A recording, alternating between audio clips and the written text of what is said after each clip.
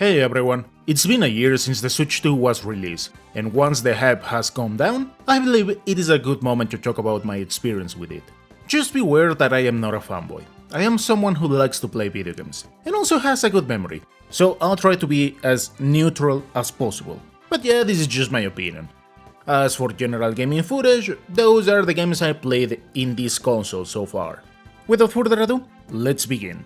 There's been a lot of stigma surrounding the console, and everything began since it was pretty much leaked. We knew what was going to be everything about, and despite that, it was interesting to see how a part of the audience changed gears.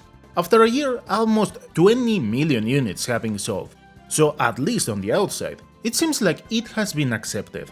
However, one of the most controversial topics comes with prices, and it is no surprise this is a touchy subject, especially when most jobs do not increase salaries as the inflation. On this front, it is fair to recognize that the Switch 2 saw a quite weird environment because of tariffs, components shortage, most likely pressure from investors, among other things that have happened in this year.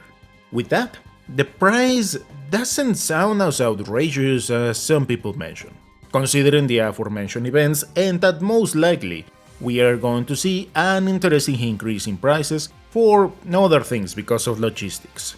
What I don't like is that on this side of the wall, this thing was quite pricey, or at least I almost paid $800. Fortunately, now some of these prices get absorbed by other companies.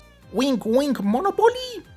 So they are sold for like $550.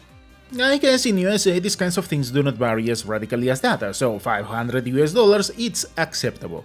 Of course, taking into account that this is pretty much a tablet that is as strong as the PS4, it is fair to remember that most Nintendo consoles were sold at loss, and this was no exception until September on this side. As for the Japanese market, not sure if those changes already affected it. Now, with this idea, something I have seen a couple of times are quite creative comparisons between the PS5 and Switch 2. But to be fair, if we put side by side these two things, even with a PS5 Slim, the Switch 2 is something easy to move around. In terms of volume, there is not too much to debate, at least keeping in mind that one of the main ideas of this console is to move it around. However, this is where other things may come into the table, because I still believe that a 3DS, Vita or PSP are amazing portables, plus all the magic you can add here, if you know what I mean. Wink wink once again.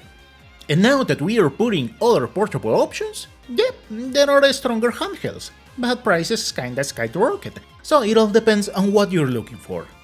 And I believe it is fair to ask questions like, why do you want to buy the console? What's going to be the purpose? Sure to play video games. By this point, those who have followed the channel for a while, you know I'm a clown, but not one with a constant surplus of sugar, so I don't tend to hype things. And it is better to keep these kinds of questions open, at least trying to be conscious that some people cannot throw $500 as if nothing happened. Now, those questions cannot be answered by me, but in all honesty, if it is for fear to miss things out, I don't think you're going to miss on many things, at least for 2 or 3 years. And you can take the PS5 as example. What it feels like right now, things start to kick in this console, considering that plenty of devs kept on releasing PS4 games. So something similar is going to happen for the Switch 2, and most likely PS seats. Those really juicy games will be there for you to pick them later. But if you have a backlog and you want to experience some of those games in a better way, then I think it is a good idea to get the console. But before jumping into that topic, and moving forward with game prices, whatever happened in these days, I am happy it happened, cause game prices are going a bit down, cause the moment prices hit $80 was like, my chest, this is it. Once again, because in reality on this side of the wall I was paying almost $115 per game. Now that is expensive. So this shows that when you hit companies where it hurts the most, they more or less get their shit together. On this front, I don't like those prices, considering we have lost plenty of things in between. So yeah, trying to just consider inflation as an argument doesn't really work for plenty of scenarios, but that is jumping into a heavy class of economics, so meh. With this idea, what grinds my gears is the fact that a lot of companies are taking advantage from the key cards. Yes, digital media with extra steps. Sure, you can resell these things, but I don't trust companies, because they can turn off those servers, and well, the rest is a story. I don't think I need to remind you what happened with some previous consoles. However, I do not particularly hate Nintendo because of this. Key things already existed. Their sin was to give it a name, and perhaps leaving this kind of option for third parties that go for maximum benefits for investors. What's funny is that, in a nutshell, it looks nice, but I am sure many of us are not buying those games, and it is something I have seen through the year in specific stores, where almost no one bought those titles. On the contrary, some Switch 2 games were cancelled. Yes, as someone who likes physical media, it is disheartening to see multiple companies taking this route. I was excited to get some titles for this system, but when you see more and more companies do the same, well, that's when the PS5 comes into play. And this is not the worst because there are codes in boxes, which is just garbage. However, I'm kinda expecting to get the Dustbloods, but if it is a key card, I can patiently wait for a port. And if that port doesn't happen, no biggies. At the end of the day, there is a backlog, and many other games waiting for me. Now, key cards have a purpose, if we take specific titles into consideration. Okay, I get it, the cartridge is limited. But that pretty much goes for those titles that need over 60 gigs. Many others do not require this thing, so maybe this could have been handled in a better way. For example, with various sizes, and limiting the usage for specific games. Because some people want to play these things with decent graphics. So also saying, sure, optimize your game. This may backfire. But okay, I will be quite selective if I get some other keycards, at least considering that I am not really hyped by Mario games. And it is cool to recognize that some really care to preserve things, so big shout out to those who get real physical releases. Regarding the Mario comment, don't get me wrong. I enjoy a lot of different genres, and entries here and there, but they are not into my priorities. At some point, I'm sure I'll end up playing that Mario Kart or something like that. Now, there are other topics that aren't even worth talking about, like the thing about the manual. The fact that it was sold apart is kinda crappy. Yeah, we need dudes like Reggie to get amazing things like what happened with the Wii back in the day. Things like the C bottom, at least in my case, are just using some space. Yes, I have friends who have the Switch too, but in all honesty, I don't see myself ever using this thing. Perhaps if I use my parental 7th sense, it kinda works to know if your children are playing with decent people. Yes, Roblox, this comment goes for you. The mouse option is kinda meh. It is more like a gimmick, because in all honesty using this thing is kinda uncomfy, and I don't think many video games will take advantage of this mechanic. I hope I'm wrong, because let's be real, if that is the idea, then a PC is much more effective. Now there are some other controversial topics, like having a kind of kill switch. At least on my side, I don't leave this thing connected to internet, just in case something dumb happens, similar to Windows and some updates.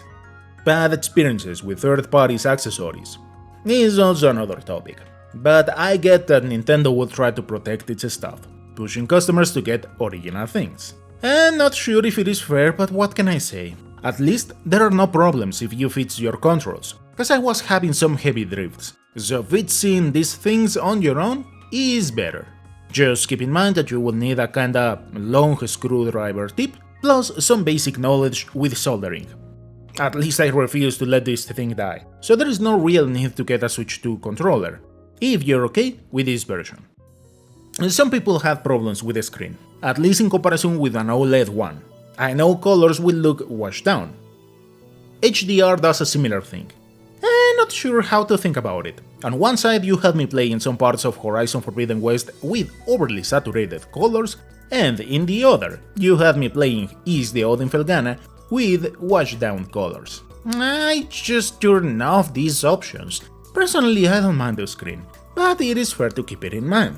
Perhaps where I do really mind is that it doesn't have that ugly brown filter as phones or other screens if you want to play at night. That is where it kinda hurts me a bit. Now, something quite cool to consider is that not so long ago, a boost mode was added, so now you can play Switch games in a better way. On that front, in all honesty, I would like to see some other updates, where games improve in-dock options, because yeah, the battery of the Switch 2 pretty much disappears, especially if you try to take care of this thing, because you can let it charge you 100%, but it's going to reduce its lifespan. Regarding the battery, it's worth mentioning that the first days something happened. Depleting this thing was easy as heck, maybe 2 hours. On this front, that was also the reason why I wanted to get another Switch, because after all the time I have used this thing, it wants to be retired. But how can I explain that the money disappeared and there are no retirements? I guess it is easier to tell it they are a thing of the past because of reasons. With that out of the way, there are cool and okay news regarding playing experiences. Because if you have a backlog with you, and you kinda know that those games had issues in the Switch, chances are that they are going to work in a better way with the Switch too. And yes, I know I said, chances are they are going to work in a better way, because sometimes they don't even improve at all, or even run. Most likely they are going to fix those problems as hotfixes come. But it is also fair to mention that most of those games are kinda niche. I haven't checked the list of updated titles, but so far what I have played has worked really well. And that goes for some of those really niche titles, like Wisman's World Retry. And this is especially exciting for other action titles, because in general turn-based games do not have issues, or even if they stutter every once in a while, it isn't that big of a deal. However, if an action game stutters, that's a different experience. On that front, some of you already know some of the titles I would like to replay because they had little hiccups here and there. Yes, some titles are on a whim, but some others needed a better gaming experience, considering some froze on me up to 13 or so times. I know, I'm a really patient person. Dealing with little humans and RPGs makes you see things in different ways. In overall, my perception of the Switch 2 is like, it is a Switch Pro, if that makes sense. It feels as a kind of natural evolution. But if you're waiting for something really specific, I don't think it is going to be a console for you. There are some weird changes in the industry, not just within Nintendo, but in overall. So I prefer to look at consoles as means to an end to play third-party games. So if you have other games in mind rather than the main first parties or exclusives, then yeah, that works fine. There will be multiple video games coming here. Or you can get Switch games and play them in a better way than the Switch One. If I had to give it a number, as I traditionally do for my gaming reviews, I would say it is a 7. It is decent, solid enough to keep it in mind. I am having some really enjoyable sessions, but that comes from someone who is selective if it is worth getting a PS5 or Switch game respectively. Thank you so much for watching, and I'll see you next time.